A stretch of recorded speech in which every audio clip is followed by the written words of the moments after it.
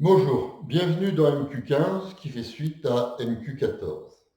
Bien, après avoir vu le comportement classique d'une particule, quand on arrive à une frontière, on change de valeur assez brutalement d'énergie potentielle, nous allons maintenant regarder quelques éléments de résolution de l'équation qui pilote la partie stationnaire de la fonction d'onde de Schrödinger, à savoir, on va s'intéresser tout simplement à la résolution d'un d2 sur dx2 égale, on a moins le 2m sur h bar 2,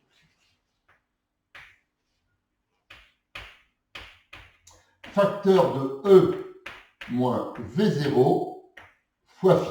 Voilà. Et on va envisager un premier cas, le premier cas simple, on va envisager le cas 1, à savoir E supérieur à V0. Bien. Si E est supérieur à V0, il ne fait pas de doute que le terme devant phi est négatif. Voilà. Et donc, écrivons que 2m sur h bar 2 facteur de E moins V0 égale k carré. Rien de tel que ça pour dire k est un nombre réel et donc k2 est un nombre positif et ce terme-là est positif. Voilà. Et on obtient donc, pour nous, la résolution se limite à d2 phi sur dx2 égale moins k2, avec ce terme-là qui, bien sûr, est positif, fois phi. Bien. La résolution de ceci, c'est rechercher une expression dans l'ensemble des complexes telle que quand on dérive 2 fois phi, on retrouve la même allure que la fonction de départ. C'est bien sûr une exponentielle. Mais comme on a ici un terme qui est négatif, moins k2, ce sont des exponentielles complexes. Et on voit que k, en fait, en appelant k la valeur, racine carrée de 2m sur h bar 2 facteur de E moins V0, on voit bien que la solution s'écrit phi égale un certain nombre de fois E puissance I kx plus un autre nombre de fois E puissance moins I kx. Je vous le rappelle, la fonction d'onde de Schrödinger, donc dans ce cas-là, elle devient A E puissance I kx E puissance moins I E sur h bar t plus B E puissance moins I kx E puissance moins I E sur h bar t. Et que donc, ici, on a une onde plane progressive monochromatique qui chemine dans le sens des x croissants. Ici, on a une OPPM, de la même façon, qui chemine dans le sens des x décroissants. Et que donc, ce que nous dit finalement la mécanique ondulatoire, c'est que lorsque E est plus grand que V0, quel que soit V0, eh bien, on a ce qui accompagne l'onde, une OPPM qui se propage dans le sens des x croissants, plus une OPPM dans le sens des x décroissants. On retrouve là que la solution générale à l'équation d'onde, c'est la superposition de deux ondes planes qui se croisent. Alors A et B étant là pour parler des proportions. Mais pour l'instant, c'est très exactement ce que ça nous donne. Donc on va voir que la solution, je dirais, dans ce cas-là, c'est une onde plane progressive comme ceci, une onde plane progressive comme cela. Bien sûr, il est clair que, vu l'écriture, il n'est pas question de normer la fonction d'onde. Voilà.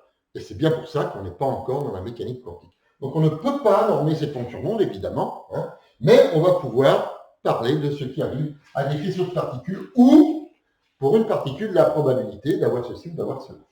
Bien, on va maintenant regarder le deuxième cas, un petit peu plus délicat, où 1 est inférieur à V0. Moyennant quoi, l'équation différentielle que nous avons à résoudre, à savoir d2 phi sur dx2 égale, 2m sur h bar 2 facteur de V0 moins 1, le moins étant rentré dedans pour le retourner, et V0 moins 1 est positif, fois phi, et on remarque que ceci est maintenant positif. c'est le même type d'équation différentielle où on recherche une expression telle que quand on la dérive deux fois, on retrouve le même genre d'expression à un facteur positif près. Voilà, bien. Et donc, pour aller plus loin, nous allons poser ρ carré égale ce terme positif, 2m sur h bar 2 facteur de v0 moins 1, et on a bien pris soin, un moment aussi moins, de retourner le 1 moins v0 en v0 moins 1, c'est donc bien positif, et cette fois-ci, les exponentielles sont des exponentielles réelles, c'est-à-dire que l'on trouve, je dirais, de manière tout à fait naturelle, hein, que la fonction d'onde que nous cherchons s'écrit a e puissance rho x plus b e puissance moins rho x, et ceci nous dit que la fonction d'onde de Schrödinger, c'est de la forme a e puissance rho x e puissance moins i e sur h bar t plus b e puissance moins rho x e puissance moins i e sur h bar t. Ah, là, comme on le voit, on a bien une écriture stationnaire et on voit bien que la première augmente quand x augmente, la seconde diminue quand x augmente. Nous aurons certainement des choix à faire sur la signification physique de cette écriture, je dirais, en général, et qui va pouvoir nous traduire le comportement de la particule, hein, de cette façon-là. En tout cas, vous remarquez que là, ça ne se propage pas. Et oui. Il n'y a pas de vecteur K, il n'y a pas de propagation, et en conséquence de quoi, eh bien, le vecteur JP, ici, le vecteur JP, eh bien, j'aurais dire JP1, il est nul, et on voit que le vecteur JP, de la même façon, je vais appeler JP2, qui est associé à ceci, est aussi nul. Ça veut dire que la probabilité ne va pas, je dirais, dans cette zone-là. Par contre, on a une fonction d'onde, donc il est possible que la particule puisse être là, très certainement, mais il n'y a pas de déplacement. Voilà. Et donc, ça ne sera que certainement temporaire. Donc voilà, on peut bien voir les choses, et on résume ceci. Hein, lorsque E est supérieur à V0, on voit que on peut associer à l'OPPN qui se propage dans le sens des x croissants un certain JP, on va dire JP+, puisque c'est les x croissants, hein, qui va être proportionnel à h bar k sur n, et on va avoir a étoile. Et que à l'OPPN qui se propage dans le x décroissant, on va pouvoir associer un JP- qui va être proportionnel à h bar k. Alors là, c'est le k-, ici, ça sera le k+, hein, sur n, b conjugué. Alors, entre k+ et k-, bien sûr, on a k+